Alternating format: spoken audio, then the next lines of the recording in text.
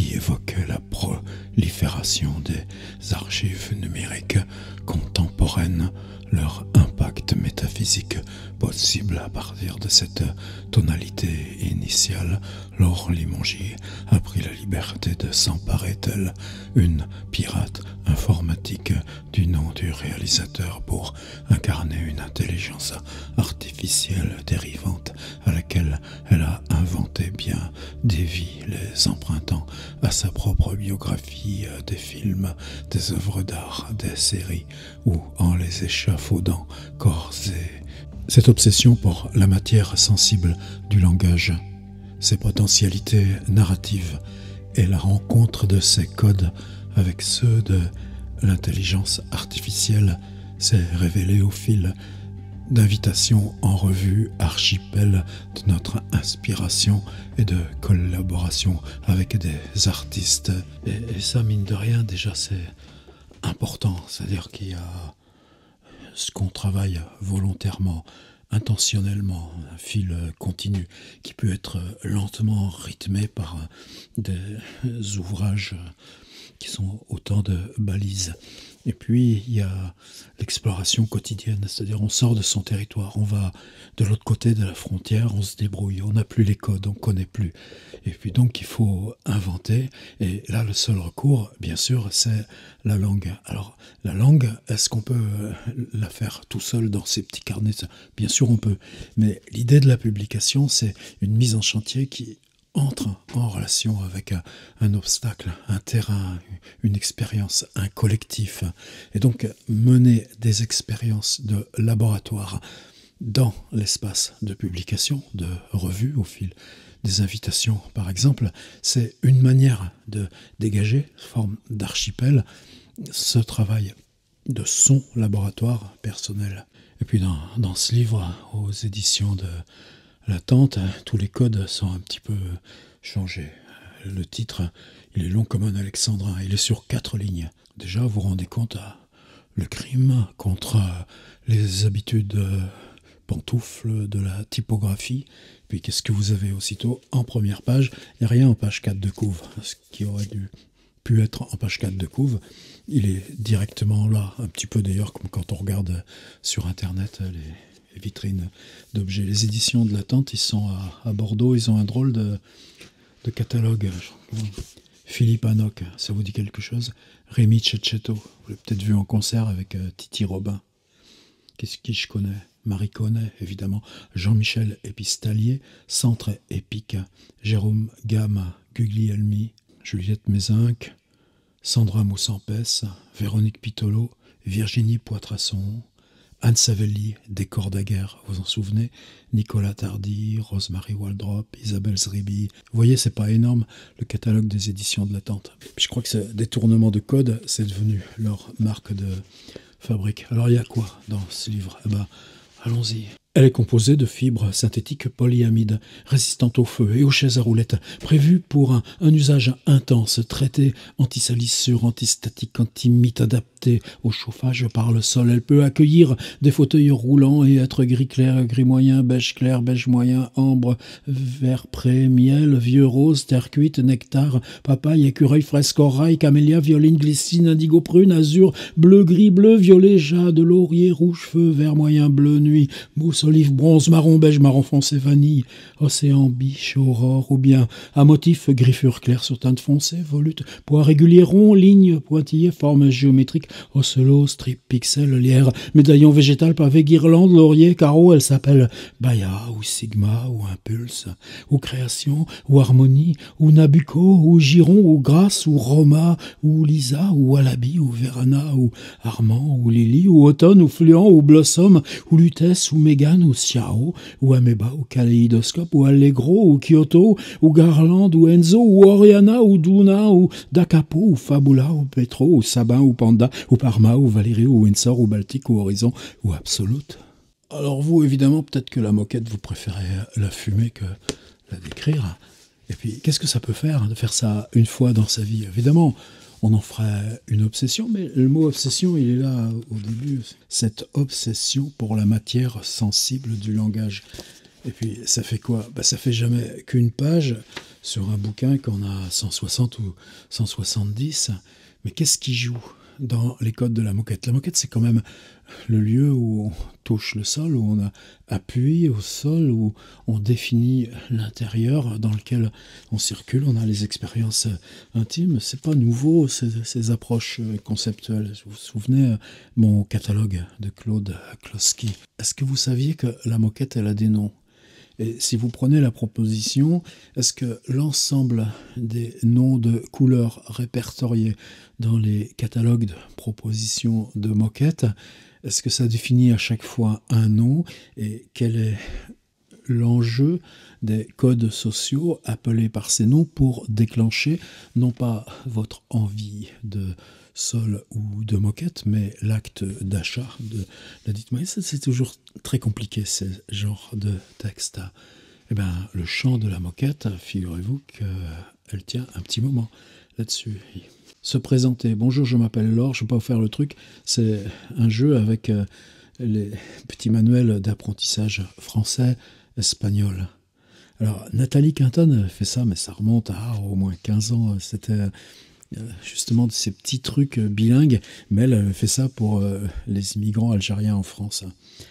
Alors, qu'est-ce que ça veut dire se remettre là? Qu'est-ce que c'est comme enjeu politique? Le monsieur a l'air d'avoir faim, on a toujours besoin d'un mug, j'ai donné 50 centimes d'euros au mendiant, c'est-à-dire pour qui on vous prend et comment l'entrée, le petit portail qu'on vous donne pour venir dans la langue, en dit surtout sur le mental de celle ou celui qui construit ce petit manuel, et donc l'idée qu'il se fait de vous, et ce qu'on vous donne comme miette à becqueter pour entrer dans la langue de l'autre.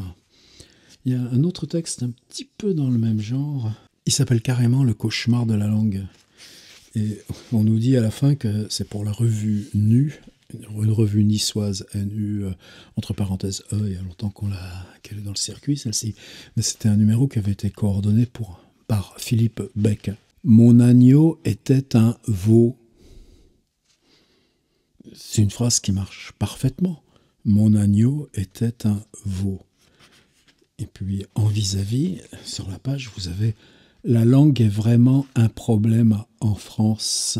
Vous remontez de 2 pages. Je ne lis pas tout, mais c'est aussi parce que je ne veux pas spoiler.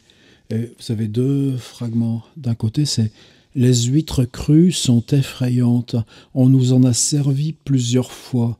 Les huîtres crues en France, c'est souvent le cas. » Et en vis-à-vis, par respect pour l'Alsace, je pris la choucroute, ce fut une terrible erreur.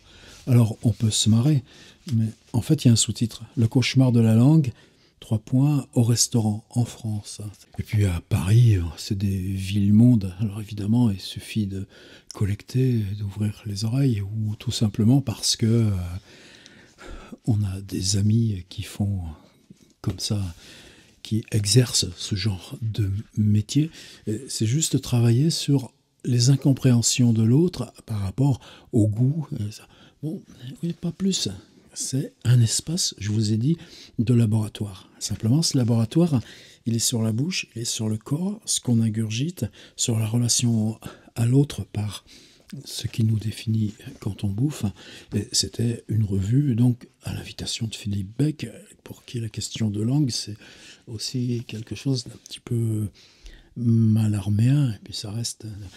Vous savez, c'est le Centre national des études spatiales, le CNES, qui a une revue qui s'appelle Espace. Je crois que c'est Éric Pessan qui coordonne leur contenu éditorial. Et tous les ans, ils proposent aux auteurs qu'ils souhaitent d'aller faire un tour dans cet Airbus qui fait des vols paraboliques. C'est-à-dire, ça part comme ça, et puis donc pendant 20 secondes, 30 secondes, mais une dizaine de fois de suite, vous vous retrouvez en apesanteur.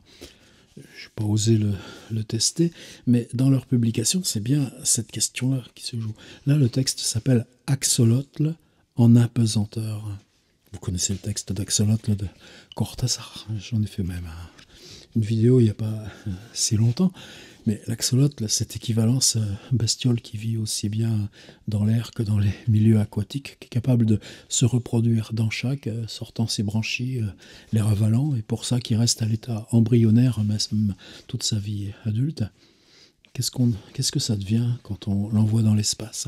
Qu'est-ce que ça change à l'adaptation dans l'espace? Et comment peut-on aller aussi vite en étant immobile? C'est complètement dingue. Les axolotes ont l'air chez eux, ils s'adaptent. Test de néoténie, ok.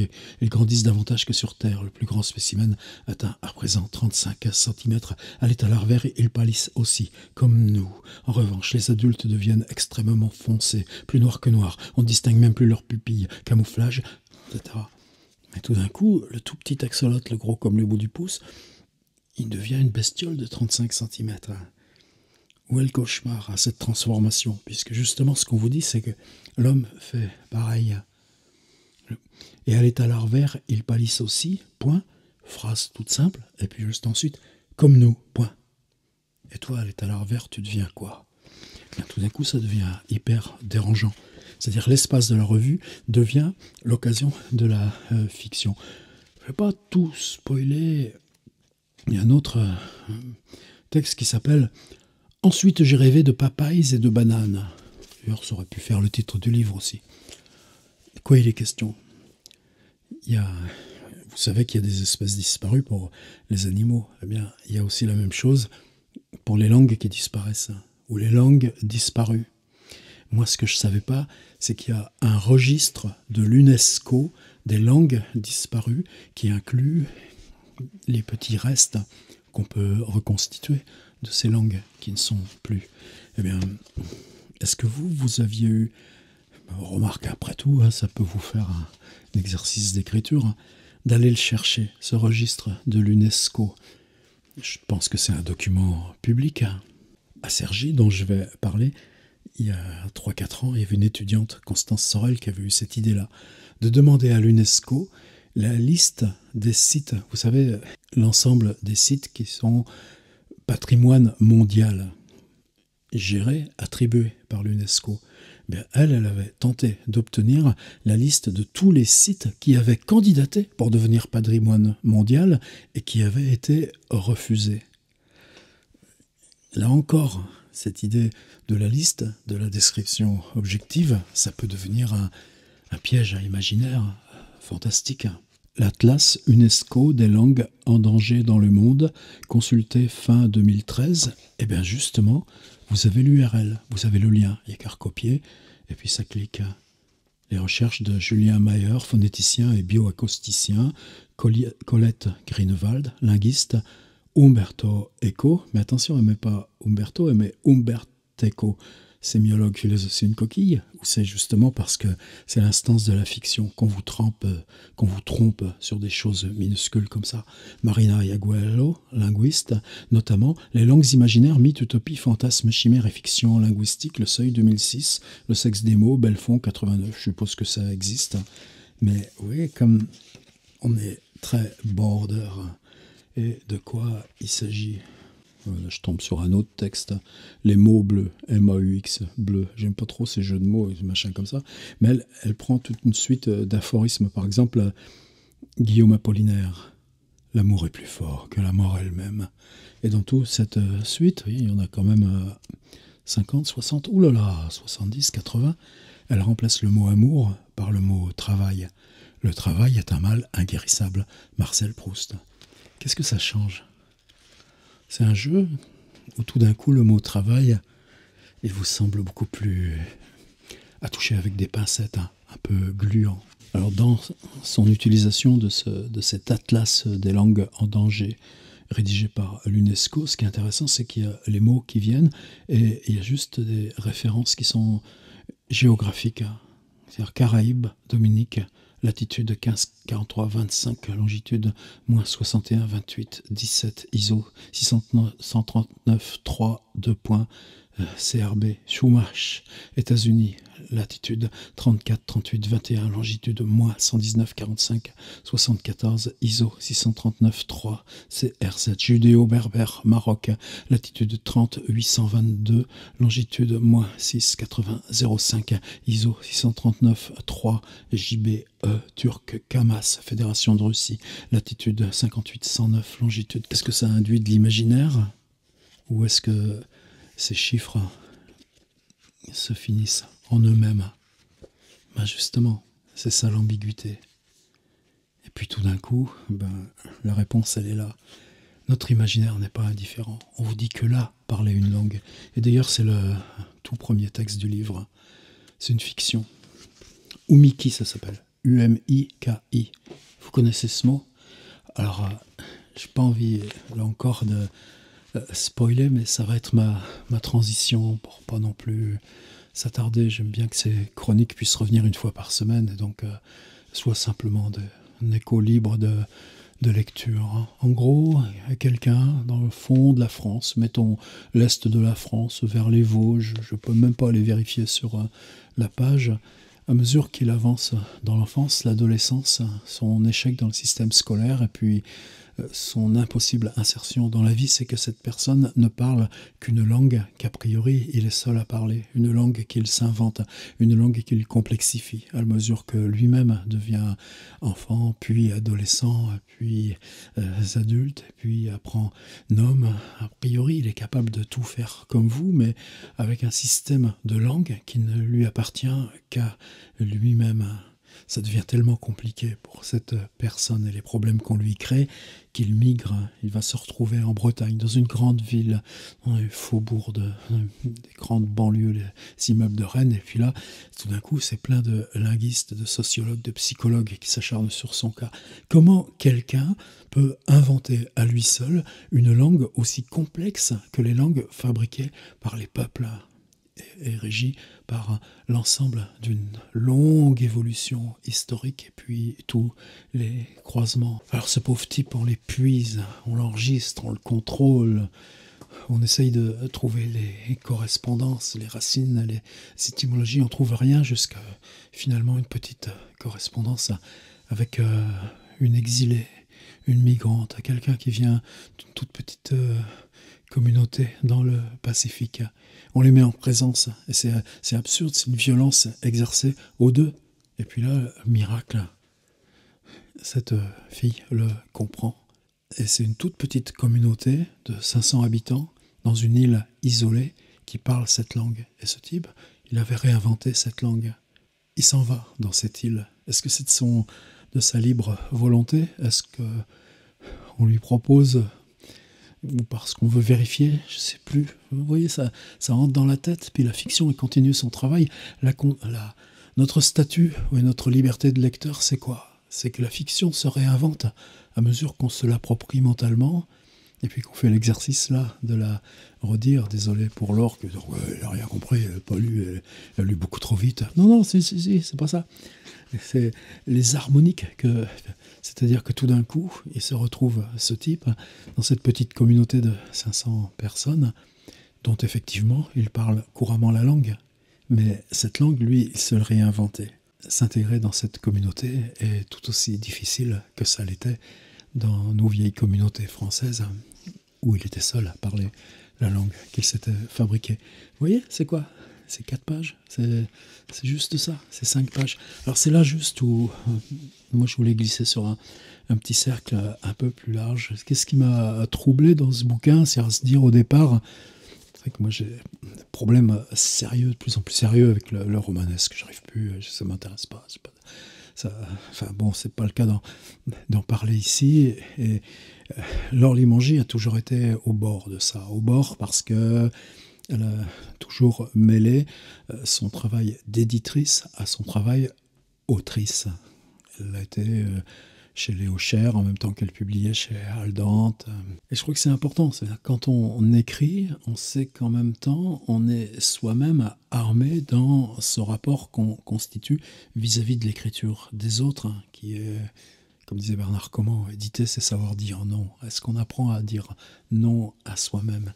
Mais en tout cas, c'est un espace où, évidemment, on corrige, évidemment, on voit la mise en page. Laure Limongi a souvent travaillé avec une inventeuse graphiste qui s'appelle Fanette Mélier, une espèce de livres-objets qui sont des créations en soi, dans la typo, dans l'assemblage. C'est aussi quelque chose qui me sépare, je pense, de Laure. Enfin, c'est pas du tout des dimensions que j'ai explorées. Mais son travail de roman, son travail narratif principal, n'est jamais une espèce de robinet d'eau tiède comme ça encombre partout l'actualité littéraire. travailler sur la migraine, travailler sur ce qui se passe dans l'intérieur du cerveau et comment ça affecte vos perceptions du monde. Par quoi on l'aborde? Évidemment, il faut l'imaginaire. On rejoint la migraine par cet imaginaire qui travaille le cerveau de l'intérieur.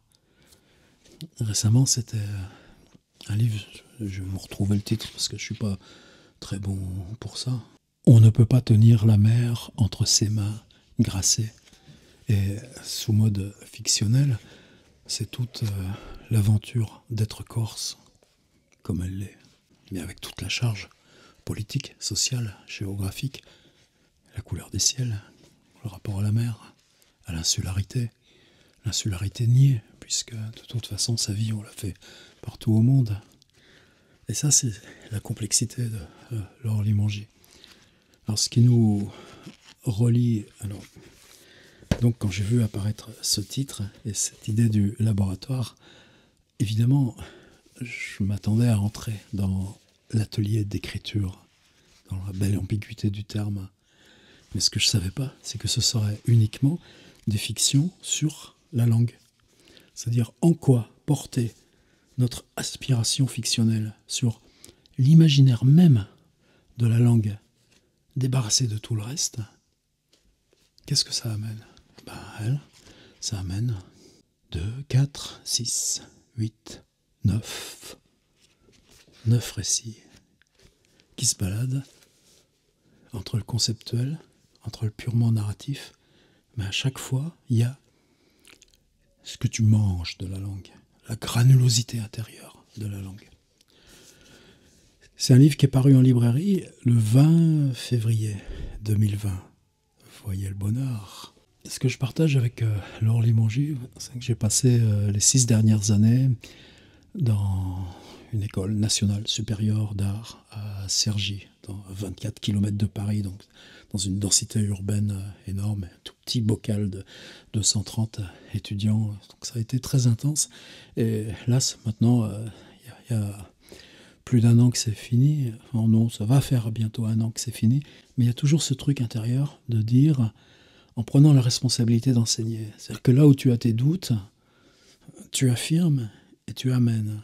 Il y a des choses grisantes, c'est-à-dire tu es le premier à parler de Kafka, tu es le premier à parler de Borges, tu es le premier à parler de Nathalie Sarraute, Marguerite Duras souvent, ou d'Edgar Poe, des jeunes têtes dont les mains et l'œil sont très bien exercés, éduqués, qui savent prendre du risque, mais ce risque n'a pas forcément été dans cette instance de la transmission littéraire qui, pour nous, de toute façon, le premier critère, c'est que ça peut être forcément qu'un truc atypique. Tu sautes le mur.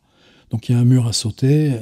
Ce qui est important, c'est d'être capable de le sauter, quel que soit l'endroit où tu es. Et tu te retrouves direct là, dans ce cœur de la littérature, et on apprend à chercher ce cœur de la littérature dans tous les bouquins qu'on a lus. Par contre, cette quête de la bibliothèque, cette quête de la fabrication du livre, à tous les sens du terme, moi j'étais plus sur le numérique. Laure, dans ce qu'elle a monté à l'école d'art du Havre, qui était un master de création littéraire, je pense que les aspects éditoriaux, typographiques étaient plus développés que ce que je faisais moi de mon côté. Mais il se trouve que c'est elle qui a pris la suite du poste. Il y a eu un gros trou.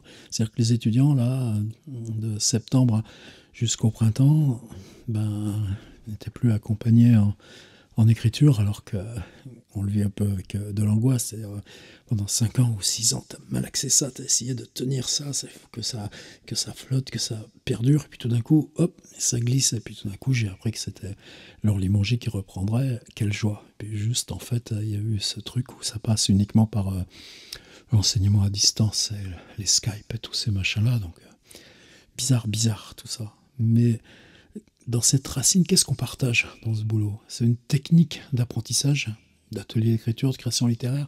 Non, il n'y a pas ça. Par contre, il y a de quoi je me souviens, moi. J'étais dans la salle 303, il y avait plein d'ordi, et tu viens, tu travailles, tu t'installes. Puis moi, j'étais dans mon petit coin, au fond. Et puis, en gros, c'était des rendez-vous d'une demi-heure. Tu plonges à deux dans ce qui est en train de s'écrire. Et dans ce qui est en train de s'écrire, qui peut être hyper fragile ou au contraire hyper développé et armé déjà, tu cherches non pas à quoi ça peut ressembler parmi tous les référents de l'existant, mais notre boulot, c'est d'aller chercher le maximum aussi de références, d'appui pour décrire l'inconnu possible, pour décrire là où précisément il y a un saut à faire et qui t'embarque, et que tu saches le prix et le risque de ce saut. Et ça, pour moi, c'était un petit peu le meilleur de ces... J'ai mis même longtemps dans cette école, puisque j'avais aussi un cours de littérature qui était un plaisir. Une fois par semaine, tu viens et t'improvises. Et tu sais que tu reprendras Rimbaud, que tu parleras de Proust, que tu parleras... J'avais un atelier, c'est-à-dire sur 5 ans, j'ai fait 130 propositions d'ateliers d'écriture le mercredi après-midi. Une espèce de grosse bulle, un voyage qu'on a fait ensemble. Les visages pouvaient se succéder, mais là encore, le fait commun continuait. Et évidemment, Laure va faire des choses qui lui appartiendront de façon évidemment différente. Mais moi, j'avais mes jeudis matins, ou jeudi toute la journée d'ailleurs, où j'étais dans cette salle et on parlait à deux. Quelquefois, on réouvrait avec les 4-5 qui étaient là, ou les 10, et puis on projetait les trucs sur le mur, on s'entraînait à faire de la lecture à voix haute, etc. Mais toujours sur ce truc de dire, qu'est-ce que c'est le livre possible au-delà, le livre qui peut s'inventer, et comment on peut sauter ensemble, sachant que là, l'ambivalence du rôle d'enseignant création littéraire, c'est que c'est l'autre qui va faire le saut. Et toi, tu te retires. Tu le laisses faire. Il y a tous les effets d'écart. C'est peut-être 2-3 ans après l'école. Peut-être même ce sera dans un déni. Toi, on veut plus de toi, là. C'est très étrange à vivre. Et je suis hyper content pour la suite des prénoms qui me défilent dans la tête de celles et ceux qui sont dans des projets d'écriture. Que cette fidélité, elle est aussi liée à un lieu. D'ailleurs, le livre de Laure Limongi commence par en exergue « J'ai toujours pensé les langues comme un lieu ». Edgardo Kozarinski, je ne connais pas du tout. Mais cette idée de langue comme un lieu, je pense qu'à Sergio, on avait réussi à incruster qu'un lieu devienne aussi lieu de langue. On se relaye, elle continue.